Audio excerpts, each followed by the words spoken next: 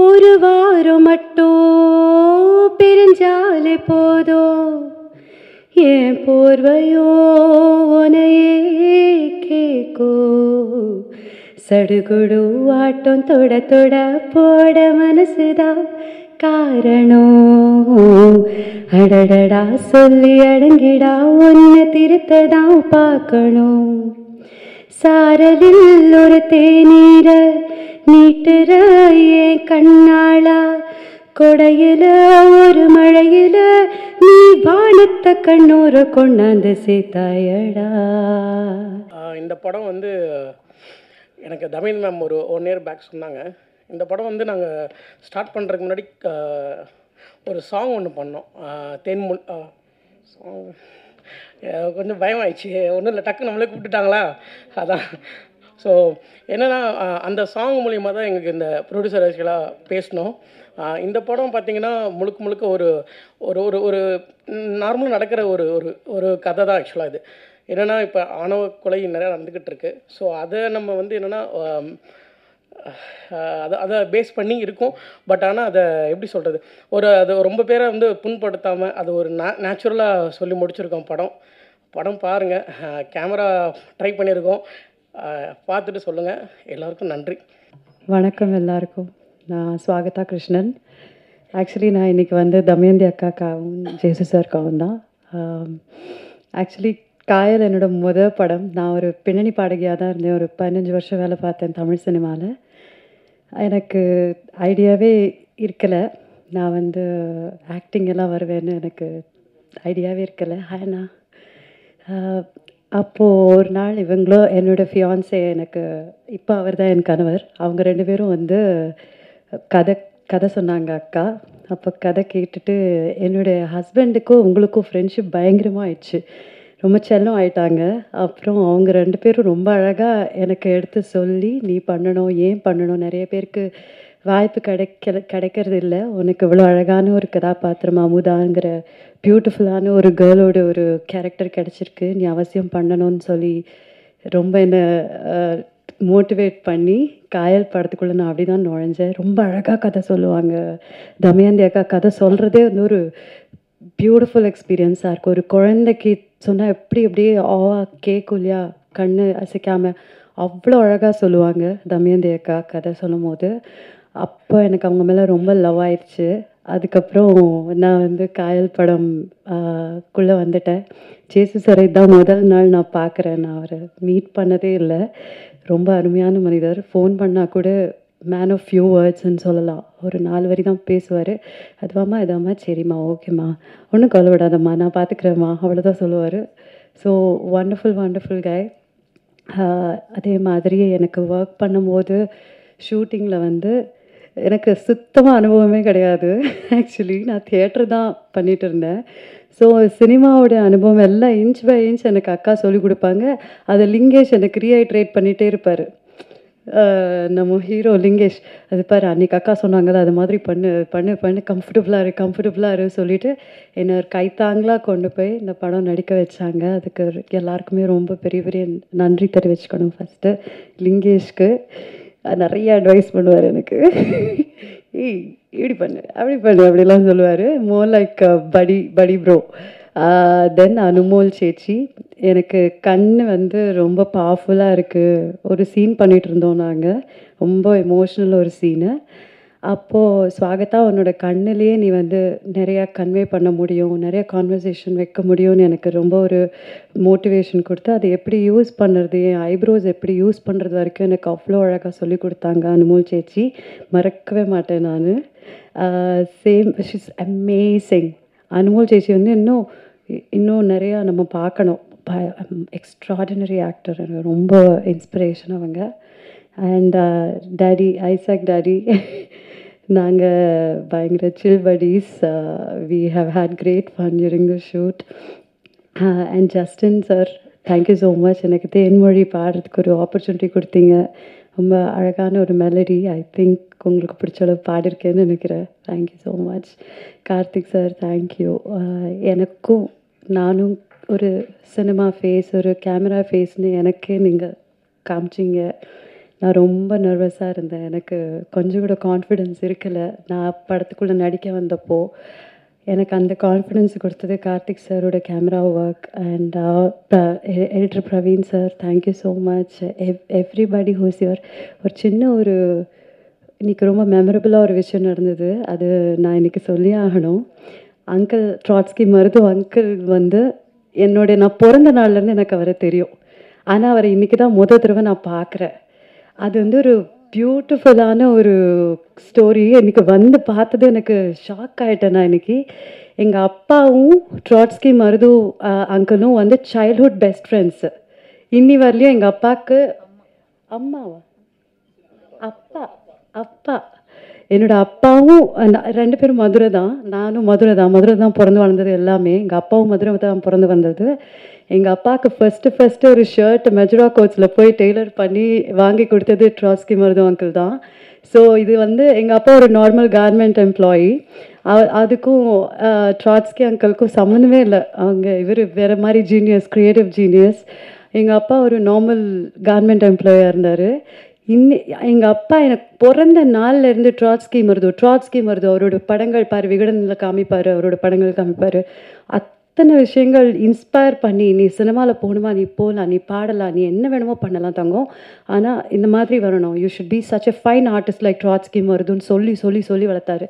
எங்கள் அப்பாவே இன்னும் ட்ராட்ஸ்கி அங்கிளை பார்க்கல. இத்தனை வருஷத்தில் நான் தான் பார்த்துருக்கேன். அவங்க சென்ட் மேரிஸில் படித்த டைமுக்கு அப்புறமா இன்னைக்கு எனக்கு தான் அந்த பாக்கியம் கிடச்சிருக்கு. And it feels like a whole circle. நான் ரிஷிகேஷில் இருந்தேன் நேற்று நைட்டு. இந்த ஈவெண்ட்டுக்கு இம்மீடியட்டாக கிளம்பி ஐ கேம் ஆல் தி வே. எனக்கு அங்கிள் வராருன்னு தெரியாது. So this has made my whole childhood till today so meaningful. I thank you so much Damayanti Akka for this incredible opportunity to meet uncle at Kayal audio launch, and it means a lot for me. எல்லாருக்குமே என்னோட பணிவான வணக்கங்கள். Thank you so much sir. இவ்வளோ பெரிய directors, writers இருக்கீங்க. உங்களுடைய எல்லா அப்ரிசியேஷனும் அக்கா எனக்கு சொன்னாங்க. ரொம்ப thank you so much for coming. That's all. Bye bye. Thank you. அந்த ப்ராஜெக்ட் எப்படி செட் ஆச்சுன்னு ஒரு கதை சொன்னாங்க ஏவியில். அது பார்க்காமலே இந்த ப்ராஜெக்ட் அமைஞ்சது செட் ஆச்சு அப்படின்னு சொன்னாங்க. எனக்கு நம்ம காதல் கோட்டை படத்தில் அஜித்தும் தேவயானி பார்க்காமலே லவ் பண்ணுவாங்களா, அந்த மாதிரி ஒரு ஞாபகம் வந்துச்சு. ஸோ பார்க்காமலே ஒரு ப்ராஜெக்டை வந்து கதை கேட்டு அவர் ஓகே பண்ணியிருக்காருன்னா அந்த கதை மேலேயும் அந்த டைரக்டர் மேலேயும் எவ்வளோ நம்பிக்கை இருக்கும் இல்லை? ஸோ அதுக்காக அவருக்கு ஒரு சின்ன கிளாப் பண்ணலாம். ஆக்சுவலாக ஜெயஸ் சார் கூட நானும் ஒரு தடவை ஃபோனில் பேசியிருக்கேன். ரொம்ப ஃபஸ்ட் படம் பண்ணுறாரு, இவருக்கு என்ன பெருசாக தெரியும் சினிமா பற்றி அப்படின்னு நினச்சி பேச ஆரம்பித்தேன். ஆனால் நிறைய பேசினார். ஸோ ரொம்ப பிடிச்சிருந்தது. ரொம்ப நேரம் பேச ஆரம்பிச்சிட்டோம் ஃபோன்லேயே. ஸோ நானும் இப்போ தான் அவரை ஃபஸ்ட் டைம் மீட் பண்ணேன். Thank you so much sir. ஒரு பியூட்டிஃபுல்லான ஒரு படத்தை பண்ணியிருக்கீங்க. அதில் எனக்கு மிகப்பெரிய சந்தோஷம்.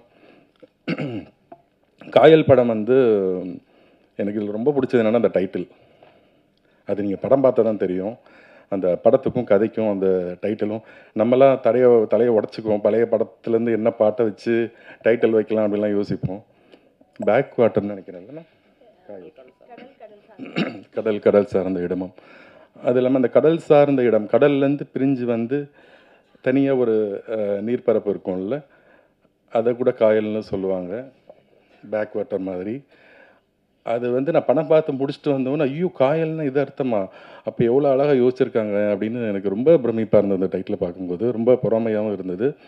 ஒரு மிகச்சிறந்த எழுத்தாளரோ இல்லை ஒரு கவிஞரோ தான் இந்த மாதிரி ஒரு டைட்டிலை யோசிக்க முடியும். ஸோ அந்த டைட்டில் மட்டும் இல்லை, அந்த படம் நான் பார்த்துட்டேன், அதனால் நான் தைரியமாக பேசுவேன். இந்த படம் வந்து நிஜமாகவே ஒரு கவிதை மாதிரி இருந்தது. நீங்களும் பார்க்கணும், இந்த படத்துக்கு சப்போர்ட் பண்ணணும். தமயந்தி மேம் வந்து எனக்கு எப்படி தெரியும்னா, நாங்கள் வந்து ஹாட்ஸ்டாருக்காக ஒரு படம் பண்ணுறதா இருந்துச்சு. அப்போ தான் அவங்கள மீட் பண்ணோம். நிறையா ஒர்க் பண்ணியிருக்கோம். அவங்களோட எழுத்துக்கள் வந்து எனக்கு ரொம்ப ரொம்ப பிடிக்கும். ஒரு சோஷியல் மெசேஜ் ஒரு இது இருக்கும், ஒரு சின்ன அரசியல் இருக்கும். ரொம்ப நுணுக்கமாக எழுதுவாங்க. நிறைய பாடல்கள் பண்ணியிருக்காங்க. ஸோ அவங்க வந்து எனக்கு பெரிய சந்தோஷம் என்னென்னா, அவங்க டைரக்ஷன் பண்ணது தான். எனக்கு வந்து மெயின் ஸ்ட்ரீம் ஃபிலிம்ஸில் அவங்க வந்து முக்கியமான இடத்துல அவங்க இருக்கணும்னு எனக்கு மிகப்பெரிய ஆசை.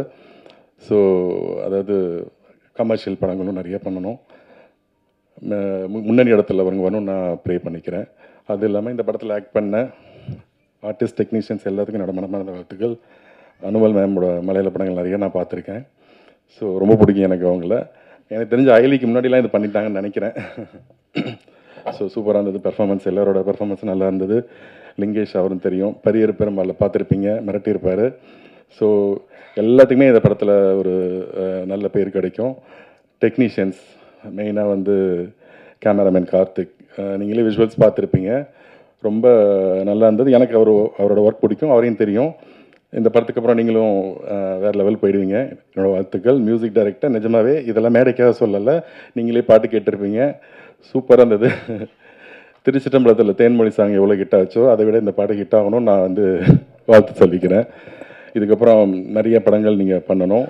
எடிட்டரும் இதில், ஏன்னா இந்த படம் ஆரம்பித்ததுலேருந்தே தெரியும் எவ்வளோ ஸ்ட்ரகிள் பண்ணாங்க. அதுக்கப்புறம் அதை திரும்ப ப்ராசஸ் பண்ணுறதுக்கும் ரிலீஸ் பண்ணுறதுக்கும் எவ்வளோ போராடிட்டு இருக்காங்க. நிஜமாகவே சொல்கிறேன், அவ்வளோ கஷ்டப்பட்டுருக்காங்க. அதுக்காகவே வந்து எல்லாருமே பத்திரிகையாளர்கள்லேருந்து எல்லாருமே அவங்களுக்கு சப்போர்ட் பண்ணணும். என்னோட சின்ன வேண்டுகோள் அது. ஸோ இந்த படத்தில் யார் செஞ்ச எல்லாருக்கும் என்னோட மனமார்ந்த வாழ்த்துக்கள். நன்றி, தேங்க்யூ. சத்தியமாக சொல்கிறேன், எனக்கு பேசுகிறதுக்கு பயமாக இருக்குது. என்னென்னா எல்லாரும் ரொம்ப அழகாக, எனக்கு தமிழ் ரொம்ப பிடிக்கும், நான் எப்போவுமே அதை சொல்லியிருக்கேன். ஆனால் இங்கே வந்ததுக்கப்புறம் நான் நிறையா இது நான் கேட்குற தமிழ் இல்லையே, வேறு மாதிரி எல்லாரும் பேசுகிறாங்களே, ரொம்ப போய்ட்டிக்காக ரொம்ப அழகாக எல்லாரும் தமிழ் பேசிகிட்டு இருந்தாங்க. நான் கேரளா மலையாளி குட்டி. ஸோ என்னோடய தமிழ் ரொம்ப கிராமர் மிஸ்டேக் தப்பாக நான் பேசணும்னு நினைக்கிறேன். ஸோ நீங்கள் இங்கே எல்லோரும் பேசுனதுக்கு கண்ணுப்படாமல் இருக்கிறதுக்கு என் தமிழ்னு நினச்சிக்கோங்க, தப்பாக எடுத்துக்காதுங்க. ஸோ தேங்க்யூ ஸோ மச் எல்லாருக்கும் இங்கே வந்ததுக்கு, இந்த சின்ன படத்தை சப்போர்ட் பண்ணுறதுக்கு, எங்களெல்லாம் பார்க்குறதுக்கு நீங்கள் எல்லோரும் வந்ததுக்கு first of all thank you so much. And நம்ம இங்கே நாங்களே சப்போர்ட் வந்த எல்லா கெஸ்ட்டுக்கும் ரொம்ப ரொம்ப ரொம்ப தேங்க்யூ. குட்டி படமாக நல்ல கண்டென்ட்னு பார்த்து நிறைய பேர் படம் பார்த்துருக்காங்க, நிறைய பேர் நம்ம மேலே இருக்கிற நம்பிக்கையில் நல்ல படம்னு சப்போர்ட் பண்ண வந்திருக்காங்க, அதுக்கு ரொம்ப ரொம்ப ரொம்ப நன்றி. அண்ட் எனக்கு இந்த கதை ரொம்ப முன்னாடியே ஷூட்டுக்கே ரொம்ப முன்னாடி எங்கிட்ட வந்து சொல்லியிருந்தாங்க. அப்போவே நான் வந்து தமயந்தி இது எப்போ பண்ணுறதுனாலும் கூப்பிட்டுக்கோங்க, நம்ம டேட் மேனேஜ் பண்ணிக்கலாம். நான் அப்போ மலையாளத்தில் நிறைய படம் பண்ணிகிட்டு இருந்த டைமில் தான் வந்து சொன்னாங்க. ஸோ தமயந்தி அது கரெக்டாக மைண்டில் வச்சு படம் பண்ணும்போது என்னையே கூப்பிட்டு, இந்த கதை தான் அதுக்கு ரீசன். எனக்கு தமயந்தியை தெரியாது, முன்னாடி எதுவுமே தெரியாது தமயந்தியோட ஒர்க் எதுவுமே. பட் இந்த கதை கேட்டு பிடிச்சி, இந்த கண்டென்ட் பேசப்பட வேண்டியது, இந்த கண்டென்ட் எனக்கு எல்லா மக்கள்கிட்டும் போய் சேரணும்னு எனக்கு ஜெனுவினாக என் உள்ளேருந்து ஃபீல் பண்ணதுனால நான் இந்த படம் ஒர்க் பண்ணணுன்னு நினச்சது. அதுக்கப்புறம் எனக்கு தமயந்தி கூட பேச அவரோட லைஃப் பர்ஸ்பெக்டிவாக இருக்கட்டும், அவங்க ஃபிலிமை பார்க்குற விதமாகட்டும், அவங்க பண்ணுற ஆக்டிவிட்டீஸாக இருக்கட்டும், எல்லாமே நான் ரொம்ப அட்மிரேஷனில் பார்த்துட்டே இருந்தது. அது ஒரு பெரிய ரீசன் இந்த படத்துக்கு. அண்ட் ஜெசு சார், எல்லோரும் சொன்ன மாதிரி நானும் இன்றைக்கி தான் ப்ரொடியூசரை பார்க்குறது ஃபஸ்ட் டைம். ஃபோனில் மெசேஜ் மட்டும்தான் பண்ணியிருக்கேன். ஐ டோன்ட் திங்க் நாங்கள் பேசினது கூட இல்லைன்னு, வாட்ஸ்அப் மெசேஜஸ் மட்டும்தான் பண்ணியிருந்தது. ஸோ இந்த மாதிரி ஒரு படத்துக்கு டைரக்டரை பார்க்காம கமிட் பண்ணுறதுக்கும், அண்ட் இந்த மாதிரி ஒரு சின்ன படம், இந்த பெரிய கண்டென்ட் பேசப்படணும், இந்த மாதிரி படங்கள் சப்போர்ட் பண்ணணும், உமன் கேரக்டர்ஸுக்கு நிறைய இம்பார்ட்டன்ஸ் இருக்கிற ஒரு படம் நம்ம ஃபண்ட் பண்ணணும், ப்ரொடியூஸ் பண்ணணும், சப்போர்ட் பண்ணணும்னு நினைக்கிறது ரொம்ப ரொம்ப பெரிய விஷயம். And I wish and I hope sir இன்னும் நிறைய இந்த மாதிரி படங்கள் சப்போர்ட் பண்ணுவாங்கன்னு. கண்டிப்பாக ஜே ஸ்டுடியோஸ் இங்கே நிறைய படங்கள், நல்ல படங்கள் தமிழ் சினிமாக்கும், அண்ட் சார் மலையாளம் சினிமா பற்றி கூட யோசிங்க சார். தமிழ் மலையாளம் எல்லா சினிமாலும் சார் வரும்னு நான் ப்ரே பண்ணுறேன். And I am wishing him and my team எல்லாருமே, ஆக்டர்ஸ் ஸ்வாகதா, இசக் சார், லிங்கேஷ், காயத்ரி, எல்லோரும் ரொம்ப நாங்கள் ஒரு ஃபேமிலி மாதிரி பாண்டிச்சேரி, வேளாங்கண்ணி இங்கெல்லாம் நம்ம ட்ராவல் பண்ணி வி நெவர் ஃபெல்ட் லைக் ஒரு ஷூட்டிங் செட்டில் எல்லோரும் ஒர்க் பண்ணுறதுன்னு. அந்த வீட்டில் அந்த கேரக்டர்ஸ் மாதிரி அந்த வீட்டிலே வாழ்ந்துருந்த மாதிரி இருந்துச்சு. அண்ட் எவ்ரி ஒன் அவ்வளோ பெரிய டீம் அந்த மாதிரியெல்லாம் நாங்கள் ஷூட் பண்ணல. ஸோ இருக்கிற நாங்கள் எல்லாருமே ரொம்ப க்ளோஸாக மியூச்சுவலாக அங்கங்கே ஹெல்ப் பண்ணி அந்த மாதிரி தான் ஒர்க் பண்ணியிருந்தது. ஸோ அது எதுவுமே நான் மறக்க மாட்டேன். பட் அந்த அட்வைஸ் நான் மறந்தது. Thank you for reminding me. And Karthik sir எப்பவுமே ரொம்ப எனர்ஜெட்டிக்காக, என்ன சொல்கிறது, ஆக்டிவாக சிரிச்சுட்டே இருப்பாங்க. ஸோ சார் கேமரா பண்ணும்போது நம்மளுக்கே ஒரு எனர்ஜி தான் கேமரா முன்னாடி நிற்கிறது. பிகாஸ் அங்கே ஃபுல்லாக அங்கே சார்ஜ்டாக எப்போவும் இப்படியே இருப்பாங்க. சும்மா நின்னதே நான் பார்த்தது கிடையாது. ஆல்வேஸ் இப்படி இருப்பாங்க. ஸோ அந்த எனர்ஜி நமக்கு எல்லாருக்கும் பாஸ் பண்ணியிருக்கு சார். அண்ட் நம்மளுக்கு எனர்ஜி கொடுக்கறத விட அழகான ஃப்ரேம்ஸ் இப்போ ட்ரெய்லர்லாம் பார்க்கும்போது இப்போ பிக் ஸ்க்ரீன்லலாம் பார்க்கும்போது எவ்வளோ அழகாக நல்லா உங்களுக்கே தெரியும். அண்ட் ஸோ ரொம்ப அழகான ரொம்ப பியூட்டிஃபுல் ஃப்ரேம்ஸ் நிறைய இருக்காங்க படத்தில். அண்ட் கன்வே பண்ண வேண்டிய விஷயம் அழகாக கன்வே பண்ணியிருக்காங்க. அண்ட் அவர் எடிட்டர் சார் பிரவீன் சார், நாங்கள்லாம் எவ்வளோ குட்டி குட்டி ஏதாவது தப்பு பண்ணியிருந்தாலும் அதெல்லாம் கட் பண்ணி எங்கே மேட்ச் பண்ணி ப்ளேஸ் பண்ணோம், அதெல்லாம் கரெக்டாக நல்லா அழகாக காமிச்சிருக்காங்க. Thank you so much. And Justin sir, it's your day audio launch. And லிரிக்ஸாக இருந்தாலும் ராஜேஷ் சார் அண்ட் மீன் டீமாக தான் லிரிக்ஸ் எழுதியிருக்காங்க. எல்லாமே எனக்கு ரொம்ப பிடிச்சது. நான் இப்போ தான் பாட்டு நோட்டீஸ் பண்ணது. நான் முன்னாடி கேட்டிருக்கேன், பட் இப்போ நோட்டீஸ் பண்ணப்போ நான் ஏன் இது முன்னாடி ரீல் பண்ணலேன்னு இப்போ தான் யோசிச்சது. ஸோ நெக்ஸ்ட் டேஸ் அதுதான் முதல் வேலை. ரொம்ப நல்லா இருந்தது. அண்ட் இமோஷ்னலாகவும் மியூசிக்கலாகவும் எங்கேயோ நமக்கு ஃபீல் ஆகுதுங்கிற மாதிரியே இருந்துச்சு. Thank you so much. அண்ட் அந்த மியூசிக்கில் அந்த படத்தில் எனக்கு ஒரு பார்ட்டாக முடிஞ்சது. ரொம்ப ரொம்ப ரொம்ப சந்தோஷம். அண்ட் ஐ திங்க் நம்ம காஸ்டியூம் மேக்கப் டீம் வந்திருக்காங்கன்னு நினைக்கிறேன். தேங்க்யூ. இந்த கேரக்டராக மாற்றுறதுக்கு காஸ்டியூம் மேக்கப் எல்லாமே சேர்ந்து எனக்கு அந்த சப்போர்ட் அண்ட் மோட்டிவேஷன் எனர்ஜி கொடுத்ததுக்கு தேங்க்யூ ஆல். அண்ட் நீங்கள் எல்லோரும் நான் எப்பவும் சொல்கிற மாதிரி இவ்வளோ நாள் சப்போர்ட் பண்ணியிருந்தது என்னோடய கரியரில் உங்கள் சப்போர்ட்னால தான் எனக்கு மறுபடியும் தமிழ் சினிமாவுக்கு வர முடிஞ்சுது. ஐ ஹோப் அந்த சப்போர்ட் இனியும் இருக்கும்னு. அண்ட் எனக்கு மட்டும் இல்லை, இந்த மாதிரி சின்ன சின்ன படங்கள், நல்ல கண்டென்ட் பேசப்படுற படம், நீங்கள் ஆஸ் அ மீடியா அது ஒரு ரெஸ்பான்சிபிலிட்டியாக எடுத்து நீங்கள் சப்போர்ட் பண்ணாதான் இந்த மாதிரி ப்ரொடியூசர்ஸ் டைரக்டர்ஸ் இன்னும் நிறைய கண்டென்ட்ஃபுல்லான நல்ல சினிமா எடுத்து வரும். ஸோ அதனால் உங்கள் சப்போர்ட் ரொம்ப இம்பார்ட்டன்ட். அண்ட் அது இருக்கும் எங்கள் கூடன்னு ஐம் எக்ஸ்பெக்டிங். அண்ட் தேங்க்யூ எல்லாருக்கும் நிறையா ஸ்னேகம். தேங்க்யூ.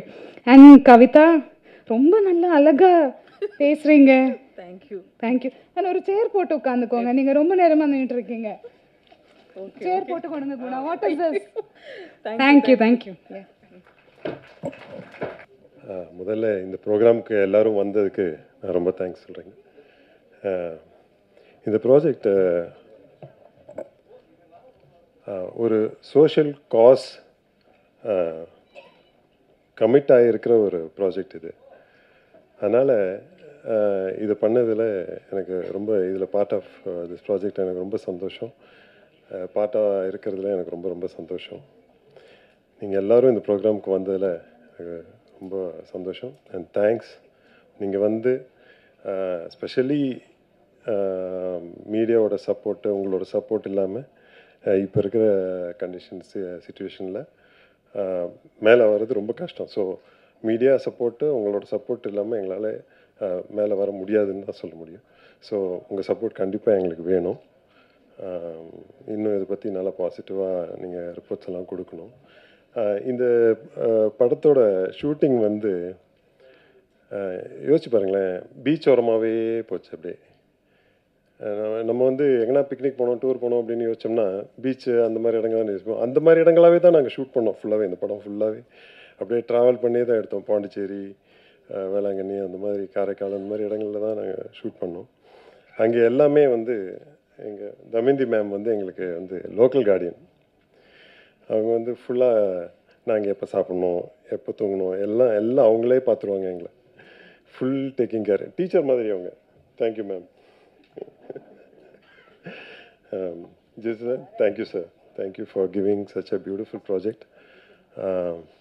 இப்போ இருக்கிற சோஷியல் சிச்சுவேஷன்ஸில் இந்த ப்ராஜெக்ட் வந்து ஒரு நல்ல ஒரு மெசேஜ் கொடுக்கும். அது ஃபியூ பீப்புள் போய் ரீச் பண்ணால் கூட எங்களோட இந்த எஃபர்ட்டுக்கு ஒரு மீனிங் கிடைக்கும். ஸோ அந்த மாதிரி ஒரு சோஷியல் காஸ் உள்ள ஒரு ப்ராஜெக்டில் இன்வால்வ் ஆகிருக்கிறது எனக்கு ரொம்ப ரொம்ப சந்தோஷம். Thank you for giving me this chance Jesu sir, Damayanti ma'am, all the technicians. I wish all the best for all the technicians and artists. இந்த ப்ராஜெக்ட் நல்லா வரணும்னு நான் விஷ் பண்ணி தேங்க்ஸ் சொல்லி எல்லாருக்கும் மனமார்ந்த நன்றி, பேரன்பு முதல்ல நான் சொல்லிக்கிறேன். இந்த ஒரு தருணத்துக்காக ரொம்ப ரொம்ப நிறைய போராட்டங்களை வந்து சந்தித்து தான் இந்த இடத்துக்கு வந்திருக்கோம். இது எல்லாருக்கும் தெரியும். இன்றைக்கி வந்து இதெல்லாம் சேர்ந்து ஒரு உண்மையாக சொல்லணுன்னா யாரும் வந்து ஒரு குடும்பம் சார்ந்து ஒரு நான் பயாலஜிக்கல் ஃபேமிலி எப்படி இயங்குமோ அப்படி தான் வந்து இது நிகழ்ந்திருக்கு.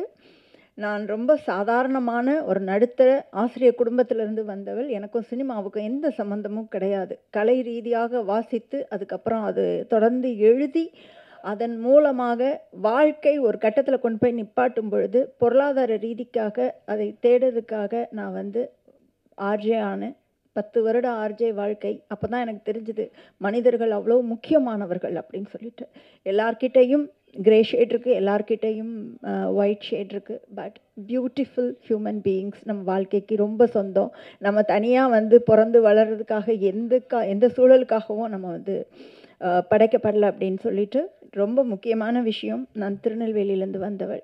எங்கள் ஊரில் நல்லா தெரியும் உங்களுக்கு. 2வது கேள்வி உன் பேர் என்ன, நீ என்ன ஆள் அப்படின்னு வந்து கேட்பாங்க. இந்த சாதி நெருக்கடிகளுக்குள்ளே வந்து நான் வந்து வளர்ந்துருக்கேன். நீங்கள் பெரும்பாலான தமிழ் சினிமாக்களில் ஆண்கள் வந்து மீசையெல்லாம் முறுக்கிட்டு வெட்டருவா எடுத்துகிட்டு வந்து நான் போட்டு தள்ளிடுவேன் அப்படின்னு சொல்லி பார்த்துருக்கீங்க. உண்மை அது அல்ல.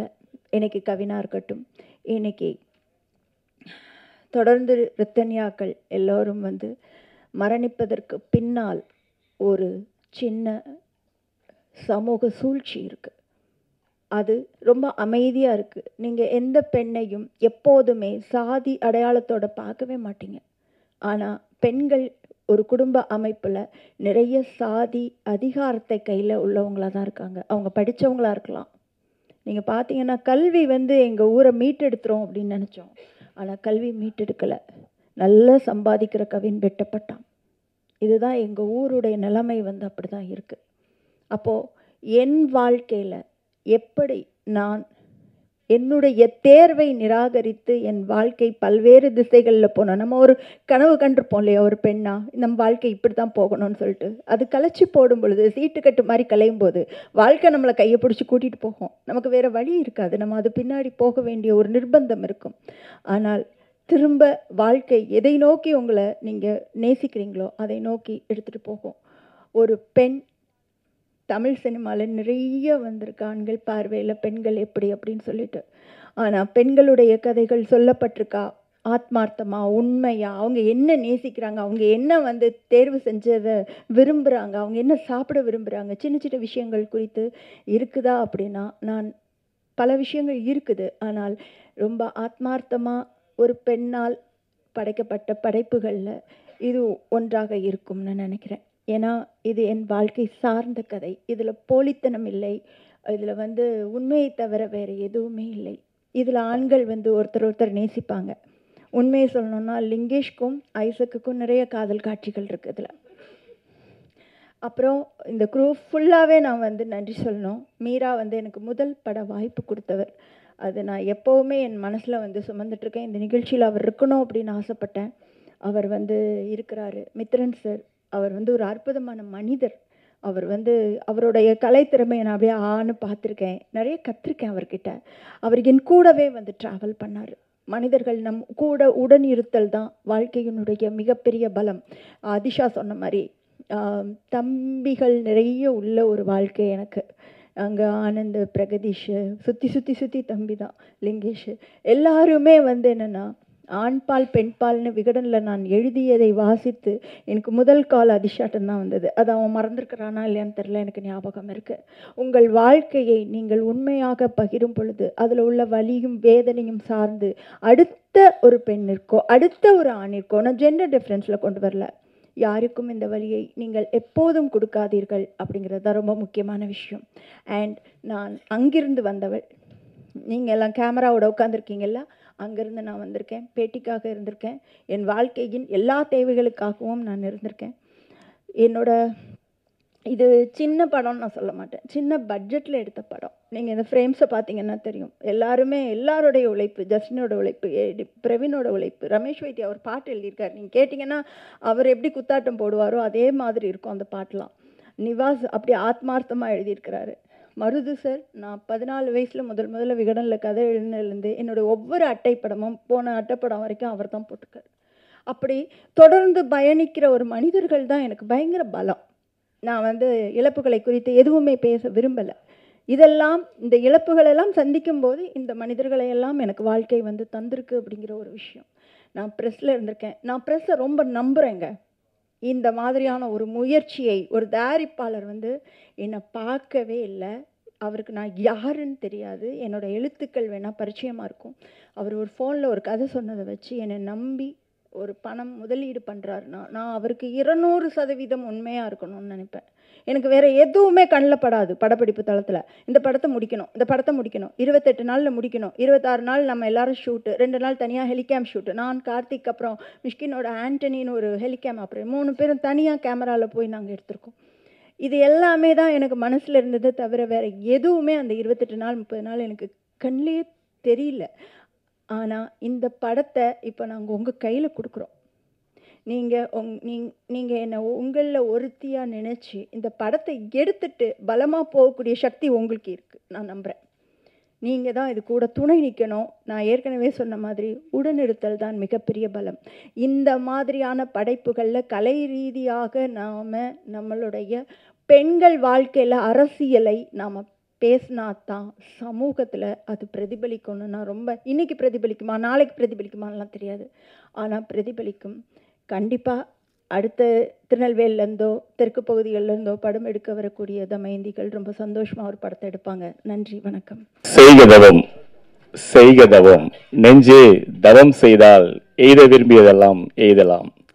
வயத்தில் அன்பிற் சிறந்த தவம் இல்லை, அன்புடையோர் இன்புற்றிருதல் இயல்பு என்ற பாரதியின் வரிகளை நினைவு கூறிக்கொண்டு இங்கு வருகை தந்திருக்கின்ற அனைத்து சிறப்பு விருந்தினர்களுக்கும் படக்குழுவினர் அனைவருக்கும் மற்றும் பத்திரிகையாளர் நண்பர்கள் அனைவருக்கும் எங்கள் ஜே ஸ்டுடியோஸின் காயல் படக்குழுவின் அனைவரும் சார்பாக வருக வருகவென்று வரவேற்று அமைகிறேன். நன்றி, வணக்கம். ப்ரெஸ் அண்ணா எல்லாருக்கும் வணக்கம். தம்பிகள் ப்ரெஸ்லேருந்து வந்திருக்க தம்பிங்க எல்லாருக்கும் வணக்கம். இந்த படத்தில் ஃபஸ்ட்டு ஒரு தேங்க்ஸும் ஒரு வாழ்த்து வந்து ஜஸ்டின் பிரதருக்கு. அவரோட நாள் தான் இது. அவரோட மிகப்பெரிய கனவு இன்றைக்கி நினைவாக இருக்குது அவருக்கு. அதுக்கு மிகப்பெரிய போராட்டமும் இருக்குது. தமயந்தியா கதை என்னை எப்படி அடித்து இந்த படத்தில் கூட நடிக்க வச்சாலும் அதே போல் அடித்து இழுத்துட்டு வந்து மியூசிக் பண்ண வச்சாங்க. ஜஸ்டின் நீ வா மோனை அப்படின்னு சொல்லிட்டு ரேடியோவில் அவர் மாட்டு நிம்மதியாக தான் இருந்தார். மாத சம்பளம் வாங்கிட்டு அப்படியே வாழ்க்கை நிம்மதியாக போயிருக்கோம். அவரை கூப்பிட்டு வந்து இங்கே விட்டு பட் ஒரு மாதிரி இந்த ஃபஸ்ட் டைம் ஸ்டுடியோவில் கேட்கும்போது ஒரு மாதிரி கூஸ் பம்ப் ஆயிடுச்சு. தேன்மொழி பாட்டு. இன்னொரு பாட்டு ஒன்று இருக்குது எனக்கு ரொம்ப பிடிக்கும், காயல் பறவைன்னு சொல்லிட்டு ஒரு பாட்டு. அது அவங்க ஓகே நிவாஸ் ப்ளீஸ் இல்லை வாங்க வாங்க ஐயோ வாங்க நிவாஸ் வாங்க. ஐயோ அவங்க இவங்க ஆங்கர் கூட வருவீங்களா சார்? நீங்களே அவர் வர சொல்லுங்க. நிவாஸ் வாங்க. பாடகர் நிவாஸ் அவர்களை அன்புடன் மேடைக்கு அழைக்கிறோம். வருங்கால இசையமைப்பாளர் நிவாஸ், பாடகர் நிவாஸ் அவர்களை மேடைக்கு அழைக்கிறோம். என்ன பண்ணுறது, என்னை விட பைசப் பெருசாக இருக்குது.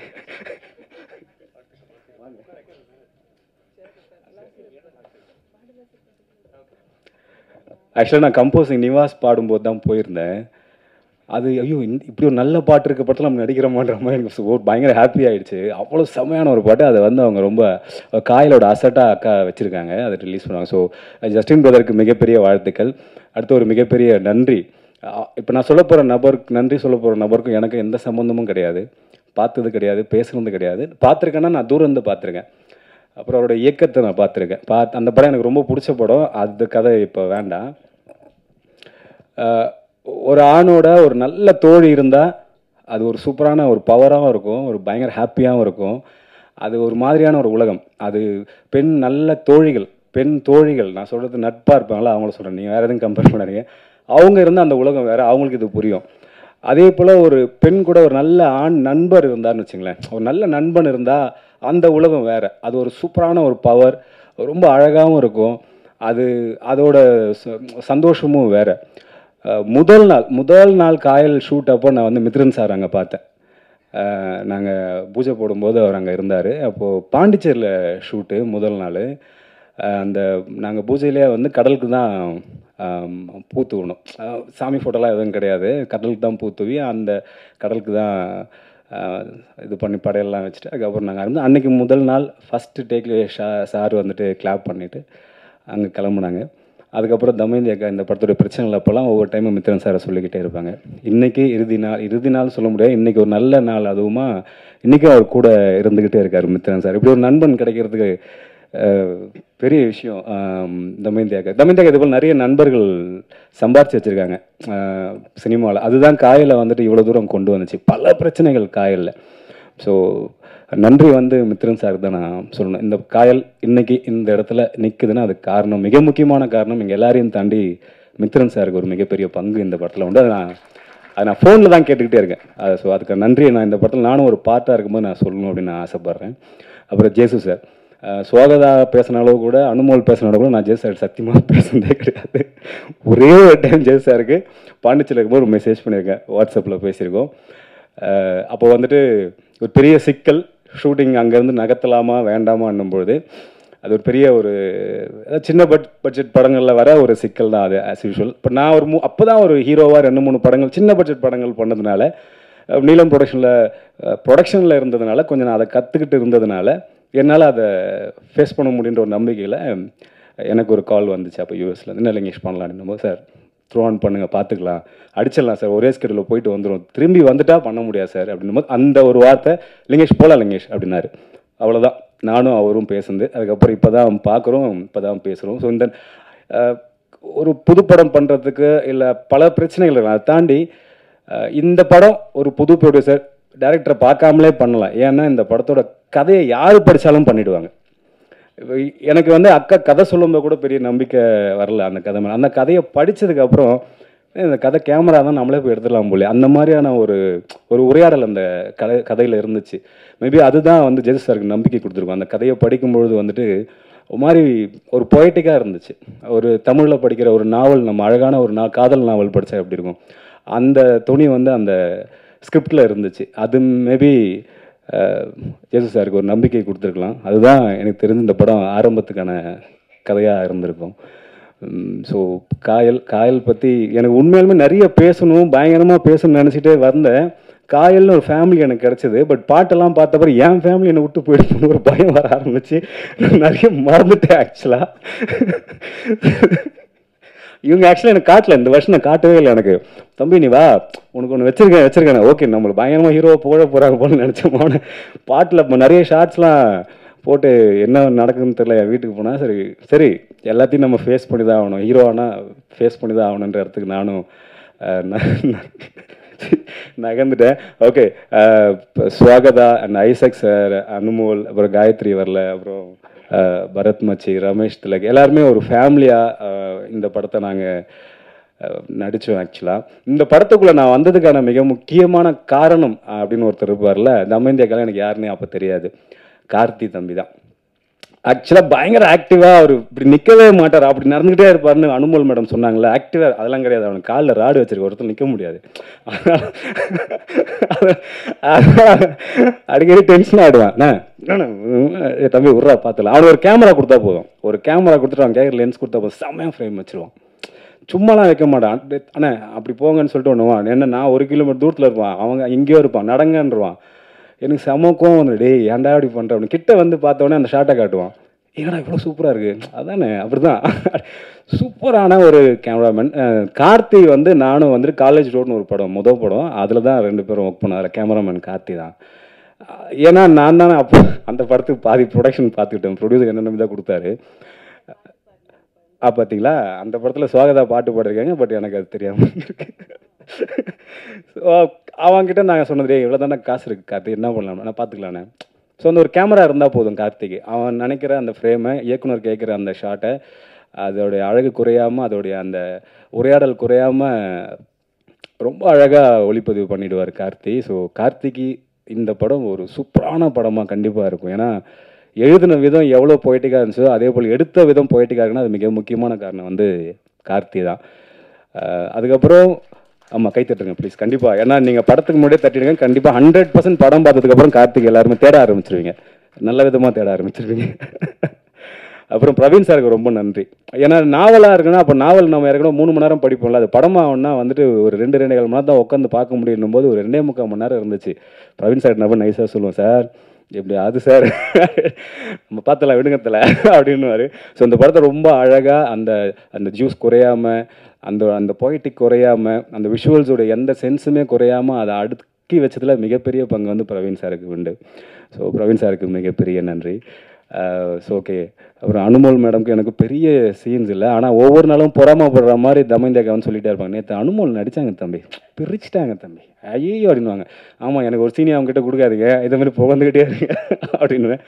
பட் ஏதோ எனக்கு சுவாகதாவும் காயத்ரி இப்படி என் வாழ்க்கை அப்படியே சிம்பிளாக அவங்க கூட ஒரு 10 நாள் ஷூட்டிங் இருந்துச்சு. அப்புறம் சுவாகதா கூட 10, அப்படியே என் வாழ்க்கை கொஞ்சம் சிம்பிளாகவே போயிடுச்சு. அப்புறம் பரத் கூட ஒரே ஒரு நாள் ஒரே ஒரு ஷாட்டு, அதுவும் அதுக்கப்புறம் அப்படி முடிஞ்சது. நல்ல நண்பர்கள் அதுக்கப்புறம் நாங்கணும். அப்புறம் ஐசக் சாரை பற்றி சொல்லி ஆகணும்.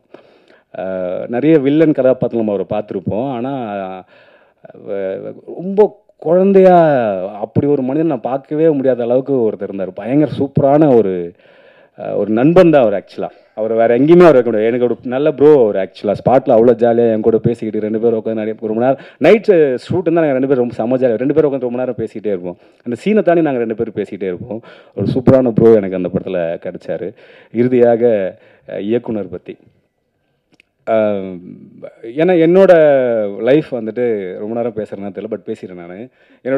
என்னோட லைஃப் வந்துட்டு பெண்கள் சூழ்ந்த லைஃப் தான். என்னோட அம்மா கூட பிறந்தவங்க 2 தங்கச்சிங்க, அப்புறம் மாமாவோட ஒய்ஃப் மாமி, அப்புறம் 2 அக்கா எனக்கு, அப்புறம் பெண் தோழிகள் அதிகம் எனக்கு, அப்புறம் ஆங்கராக இருந்தேன், பெண் ரசிகைகள் அதிகம். அந்த உலகத்தை விட்டுட்டு நான் அப்புறம் வந்துட்டேன் நான். ஸோ எனக்கு என்னோடய வாழ்க்கையில் நிறைய என்னோட அம்மா வந்துட்டு ஒரு ஜோன், ரொம்ப பயங்கரமான அடமன் டைப். அவங்க நினைக்கிறது நடக்கணும், அது யாராக இருந்தாலும் சரி. அந்த மாதிரி ஒரு டைப் அவங்கள நான் ஹேண்டில் பண்ணணும். முடியுமா இல்லையான்னு தெரியல. அது என்னோட பெரிய அக்கா ஒரு டைப், மனசுக்குள்ளேயே ஒன்று வச்சுப்பாங்க, ஆனால் நான் புரிஞ்சுக்கணும் அதை. என் சின்னக்கா வந்து ஒரு டைப்பு, அவங்க எப்படின்னா டக்குன்னு பேசிடுவாங்க, நான் எதிர்த்து பேசினா கோவம் வரும். இப்போ என்னோடய அம்மாவோட தங்கச்சிங்க இருக்காங்க, அவங்க 2 பேர், அவங்க ஒரு பெரிய சித்தி ஒரு டைப்பு. அவங்க எப்படின்னா ரொம்ப அன்பான அந்த அன்பை ஹேண்டில் பண்ணுறது ரொம்ப கஷ்டம். சின்ன சித்தி இருப்பாங்களே, அவங்க எப்படின்னா ரொம்ப ஃபாஸ்ட்டு, பயங்கர ஃபாஸ்ட்டான ஒரு டைப்பு. அவங்கள ஹேண்டில் பண்ணுறது கஷ்டம். இப்படி அப்புறம் என்னோட என் மனைவி பற்றி முதல்ல இப்போ தான் நான் பேசுகிறேன். என் மனைவி எப்படின்னா வந்து டோட்டலாக எதையுமே சொல்ல மாட்டாங்க, ஆனால் நான் புரிஞ்சு அதை பண்ணணும். இப்படி பல பெண்களை வந்துட்டு என் வாழ்க்கையில் இவங்க யாரையுமே நான் அவாய்ட் பண்ணவே முடியாது. இவங்க கூட பல சண்டைகள் இருக்கலாம், பிரச்சனைகள் இருக்கலாம், யாரையுமே அவாய்ட் பண்ண முடியாது. எங்கேயோ ஒரு இடத்துல நான் இவங்க மேலே அன்பு வைக்கிறது, இவங்க கூட சண்டை போடுறது, இவங்க கூட பேசுறது, இவங்களை புரிஞ்சு நடந்துக்கிற இடத்துல நான் இருந்துகிட்டே இருப்பேன். அந்த வரிசையில் எனக்கு தமயந்தி அக்கா வந்து சேர்ந்துட்டாங்க. நான் சொன்னேன், எங்கள் அம்மாவோட தங்கச்சி, தங்கச்சி, அவங்க பேர் தமயந்தி. நான் அப்படி தான் பார்த்துட்டேன் அவங்க டக்குன்னு. அந்த பேரை கேட்டவுடனே எனக்கு என் சித்தி ஞாபகம் வந்துடுச்சு. நம்ம இந்த பேர் எங்கள் அம்மாட்ட சொல்கிறேன் நான் ஃபஸ்ட்டு, இந்த மாதிரி சித்தா பேர் வச்சு ஒருத்தன் கதை சொன்னாங்க, நான் பண்ணிடலான்னு நினைக்கிறேன் அப்படின்னு நான் சொன்னேன். அதுக்கப்புறம் தான் அந்த கதை எனக்கு பிடிச்சிது. அதுக்கப்புறம் அவங்க என்னை வந்து நடிக்க சொன்னாங்க அப்படின்றதுலாம் அதுக்கு அடுத்து எனக்கு அந்த நேமும், அவங்க என்னை வந்து முதல் நாள் பார்த்து முதல் நாள் நாங்கள் 2 பேரும் பார்க்கும்பொழுதே அவங்க வந்துட்டு அன்னைக்கு கதை சொல்லி முடிச்ச உடனே அவங்க சொன்னது என்கிட்ட, தம்பி இது பண்ணுறீங்களா அப்படின்னு தான் கேட்டாங்க. எனக்கு அப்படி ஒரு அப்ரோச் என் லைஃப்பில் நடந்ததே கிடையாது. கூப்பிட்றேன்னு சொல்லுவாங்க, இல்லைனா சொல்லி விடுறேன்னு சொல்லுவாங்க, நான் போய் வாய்ப்பு கேட்பேன். இப்படி தான் நடந்திருக்கு லைஃப்பில். ஒரு டைரக்டர் என்னை கூப்பிட்டு முதல் நாள் பார்த்து அடுத்த ஒரு 2 ஹவர்ஸில் ஒரு கதையை சொல்லிவிட்டு, நீங்கள் பண்ணுங்கள் தம்பி கரெக்டாக இருக்கும் அப்படின்னு சொன்னாங்க. ஸோ அந்த நம்பிக்கையின் பேரில் தான் நான் அன்றைக்கி ஈவினிங்கே அக்கா நம்ம இதை பண்ணலாம் அப்படின்னு சொல்லிட்டு அப்படியே கன்னியாக ஆரம்பிச்சு. அதுக்கப்புறம் எனக்கு வீட்டிலாம் கூப்பிட்டு சாப்பாடுலாம் போட்டு என்ன நல்லா வளர்த்தாங்கன்னு வச்சுங்களேன். ஒரு வருஷம் 1.5 வருஷம் அந்த படம் முடிவு வரைக்கும் நல்லா அன்பாக பார்த்துக்கிட்டாங்க. அப்புறம் இந்த ட்ரெய்லரில் கேட்குற மாதிரி தான் காதல் இல்லாத ஒரு காதல் கதை. நான் முக்கியமான ஒருத்தரை பற்றி சொல்லிடணும், நான் சொல்லிடுறேன். நான் படம் ஏறக்குறைய ஒரு 20-25 நாள் போகும்போது காயல் பார்த்தா தெரியும், அதில் வந்து ஒரு 70-80% வந்து தமயந்தி அக்கா லைஃப்பில் நடந்த கதை தான். அப்போ நான் கதையை படித்த உடனே இந்த படத்தில் நான் வேறு நடிக்கிறேன்ல, ஹீரோவை நடிக்கிறேன். அப்போது அந்த பெண்கள் ஏதோ ஒரு கதாபாத்திரமாக தமயந்தி அக்கா கண்டிப்பாக இருக்காங்க. ஒரு சுவாகதா கேரக்டர்லையோ இல்லை காயத்ரி கேரக்டர்லையோ தமயந்தி அக்கா கண்டிப்பாக இருக்கிறாங்க, அதில் மாற்றுக்கிறது. அப்போ நான் நடிக்கிறதுல என்ன ஆகுதுன்னா, சே இந்த பொண்ணு இந்த வாழ்க்கையில் இவ்வளோ கஷ்டப்பட்டுருக்கே, சே என்னடா இது அப்படின்னு நான் ஃபீல் பண்ணிகிட்டே இருக்கேன். அதை முடித்தோடனே இவங்களை பார்ப்பேன், இவங்க எப்படி இப்படி ஆக்ஷன் சொல்கிறாங்க, இவ்வளோ வாழ்க்கையில் கஷ்டப்பட்டுட்டு எப்படி அந்த ஆக்ஷன் சொல்லிக்கிட்டே இருக்காங்க அப்படின்னு சொல்லி எனக்கு ஒரு 15-20 நாளாக போகுது. நம்ம பாண்டிச்சேரியில் ஷிஃப்ட் ஆகி வேளாங்கண்ணி வரோம். எனக்கு கேட்கலாமா வேணாவா. அப்போ நான் ஒரு சில நேரத்தில் கேட்பேன், இது உண்மையாலுமே உங்கள் லைஃப்பில் நடந்துச்சேண்ணா, விடுங்க தம்பி அப்புறம் பார்த்துலான்னு. எனக்கு அவங்க மேலே ஒரு மிகப்பெரிய மரியாதை அப்படி கூட்டிகிட்டே போகுது ஒரு நாளாக. இப்போது இவங்க ஓகே, நான் வந்துட்டு தமிழில் அப்போ சரி நீங்கள் தமயந்தி இந்த கதாநாயகியோடைய கேரக்டர் உங்கள் லைஃப்பில் நடந்துச்சு, இப்போ என் கதாபாத்திரம் யார் அப்படின்னா, அவன் வருவான், 2 நாள் கழிச்சு வருவான், வெயிட் பண்ணுங்க அப்படின்னு என்கிட்ட சொன்னாங்க. சரி ஓகே ரைட்னோடனே இப்போ என்னோடய கேரக்டர் ஆல்மோஸ்ட் ஒரு 3/4 முடிஞ்சிருச்சு. இப்போ நான் பண்ண கதாபாத்திரம் எனக்கு ரொம்ப பாதிப்பு ஏற்பட்டுச்சு. சே என்னடா இது, ஒருத்தன் இவ்வளோ பயங்கரமாக லைஃப்குள்ளே இருந்திருக்கான் தமயந்தி அக்கா லைஃப்பில், இந்த கதைக்குள்ள ஒரு ஹீரோவாக அதை நம்ம பண்ணியிருக்கோம், அப்படின்னு சொல்லிட்டு எனக்கு இப்போ என் கதாபாத்திரம் மேலே ஒரு மிகப்பெரிய மரியாதை வந்துருச்சு. அப்புறம் பார்த்தா அவர் யார் தாங்க்கா அவர், அந்த தமிழ் யார் தாங்கான்னும் போது 2வது நாள் ஒரு 25-30வது நாள் வராது ஆனந்த் சார் எழுந்துருங்க சார் எழுந்துருங்க. எனக்கு thank you sir, thank you so much. எனக்கு அவரை பார்த்தோன்னே பயங்கர மரியாதை வந்துடுச்சு. ஒரு மனுஷன் இப்படி இருக்க முடியுமா அப்படின்னு சொல்லிட்டு எனக்கு ஏன்னா நான் தான் அந்த கேரக்டர் ஆக்சுவலாக, நான் தான் ஆனந்த் சார். நான் என் கதாபாத்திரம் நடிச்சிட்டு இருக்கும்போது எனக்கே என்ன மேலே ஒரு பயங்கர மரியாதை வர ஆரம்பிச்சிச்சு. கிளைமேக்ஸ் கிட்ட போகும்போது நான் ரொம்ப பயங்கர ப்ரைடாக இருக்கேன். சூப்பரான ஒரு கதாபாத்திரம், ஒரு ரொம்ப அழகான ஆணாக நான் இருக்கேன் அந்த படத்தில். அப்படி ஒரு ஆணை ஒரு பெண் பார்க்கவே முடியாது. ஒரு பெண் படைக்கும்போது ஒரு ஆண்களை குற்றம் சொல்ல முடியும், அவங்க விமர்சனம் செய்வாங்க, சுய விமர்சனம் பண்ண சொல்லுவாங்க, அப்படி தானே இருக்கும். இந்த படைப்பு அது கிடையவே கிடையாது.